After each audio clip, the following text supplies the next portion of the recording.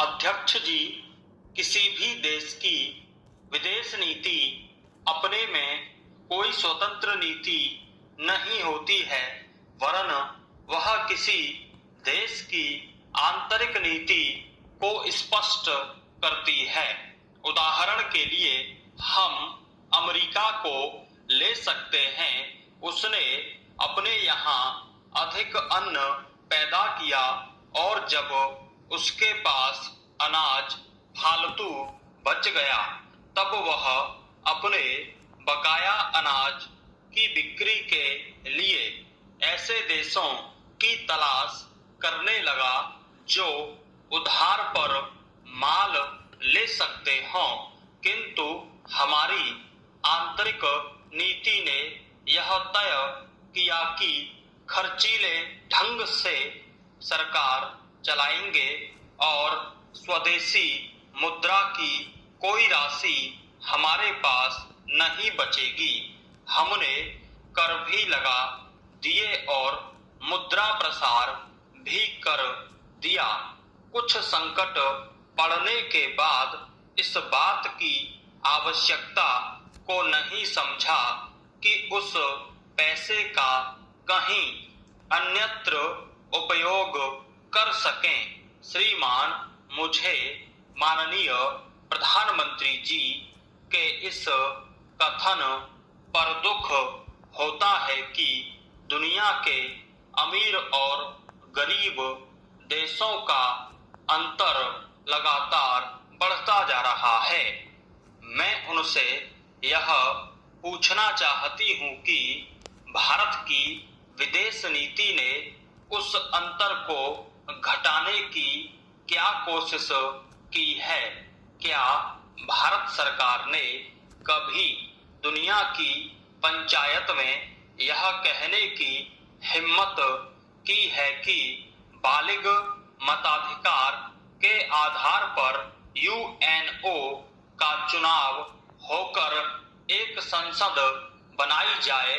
और क्या आप में यह देखने की हिम्मत है कि फौज के हिसाब से कर लगाकर एक विकास का खाता खोल दिया जाए? जो देश विकसित हैं, उनके मजदूरों का 1 घंटा हमारे देश के मजदूरों के 100 घंटों के बराबर माना जाता है, क्योंकि उनके पास साधन है। इसीलिए यह अंतर और भी बढ़ता चला जा रहा है।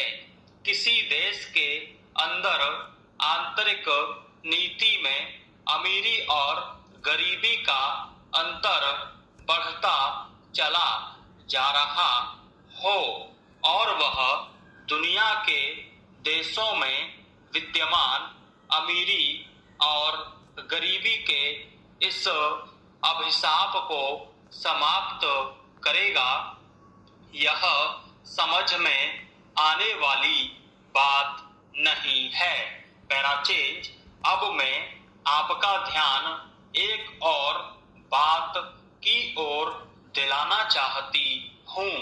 पूर्वी जर्मनी को मान्यता देते हमें परेशानी होती है, इसलिए कि शायद पश्चिमी जर्मनी को बुरा लगे, लेकिन पश्चिमी जर्मनी ने तो अपनी रक्षा का भार दूसरों पर छोड़ दिया है। उसने अपनी पूरी शक्ति इस बात पर लगा दी है कि अधिक से अधिक उत्पादन किया जाए। आपने जो समय दिया उसके लिए मैं आभार प्रदर्शन करता हूं और आपका धन्यवाद करता हूं। पैराचेंज।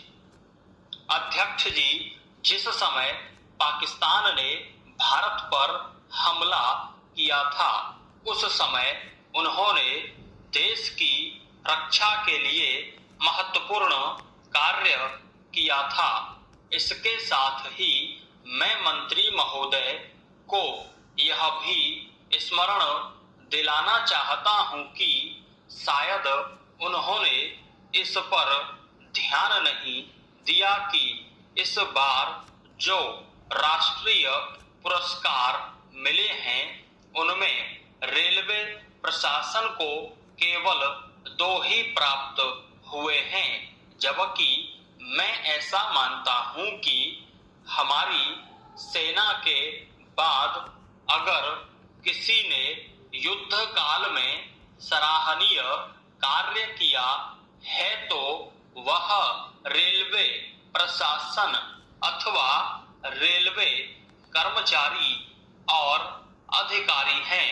इसलिए उनके मनोबल को बनाए रखने के लिए और उनको प्रोत्साहित करने के लिए रेल मंत्री को इस बात पर भी ध्यान रखना चाहिए और इसका प्रयास करना चाहिए कि जो भी इस तरह के प्रोत्साहन मिले उनमें रेलवे का विशेष ध्यान रखा जाए।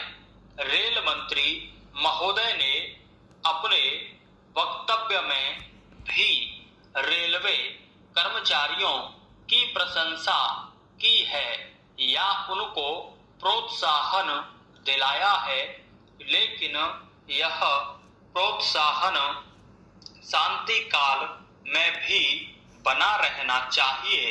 रेलवे ने युद्ध काल में जो काम किया वह तो देश की रक्षा का महान उद्देश्य था, लेकिन उसके बाद देश के निर्माण में या गरीबी मिटाने के लिए जो युद्ध होता है उसमें भी प्रत्येक रेलवे कर्मचारी का मनोबल उसी तरीके से बना रहे, इसके लिए भी रेल मंत्री महोदय को कुछ कदम उठाने की आवश्यकता है।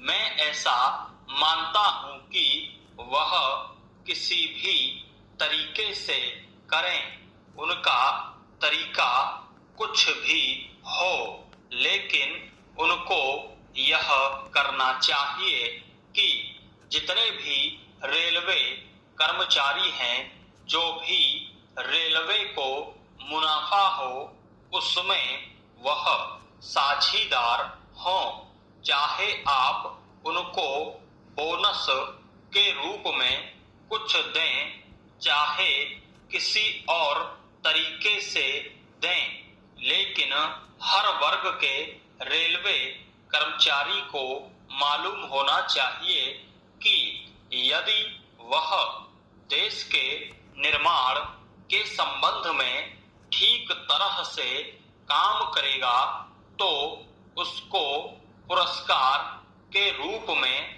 या वेतन के अंश के रूप में अपने वेतन के अलावा पैसा मिलेगा। इसी प्रकार इस संबंध में मैं एक और सुझाव देना चाहता हूं। स्वतंत्रता के बाद रेल प्रशासन भारत सरकार का प्रशासन हो गया, लेकिन यह लोकसभा एक विशेष उद्देश्य को लेकर चुनी गई है। यह उस कार्यक्रम का एक नमूना ही है। गांधी जी ने जीवन के सभी पहलुओं पर प्रकाश डाला था। धन को वे संयम से व्यय करने के हक में थे।